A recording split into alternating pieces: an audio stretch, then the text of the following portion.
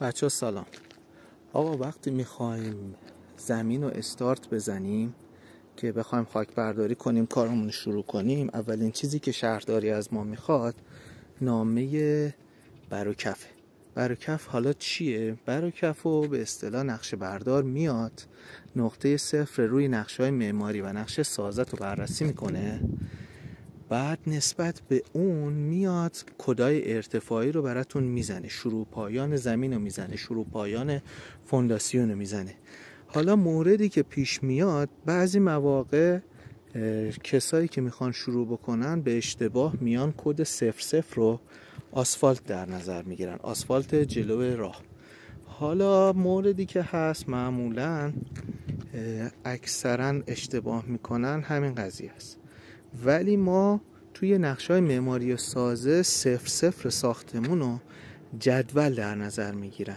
الان اگه دقت بکنین این نقطه آبی این بر و نقطه آبی اون بر شروع زمین ماست.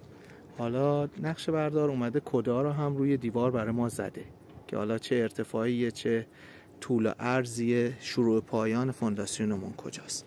حالا یه جاهایی مثل زمین ما که اگر ببینین اومدن قبلا، حالا این دوتا ساختمون بغل که ساخته شده، جدول و حالا ماشینالاتی که اومدن جدول ها رو کندن. میبینیم مثلا یه تیکش اصلا جدول نداره. حالا شروع و 00 رو کجا در نظر میگیرن؟ 00 روی جدوله. حالا ما یه مورد داریم، زمین ما یه شیب ارزی داره، یعنی از این نقطه آبی این بر تا نقطه آبی این بر که روی دیوار میبینیم یه چیز هول و هوش 50 تا فرق معاملش، یعنی 50 سانت بالا پایینه، شیب ارزی داره.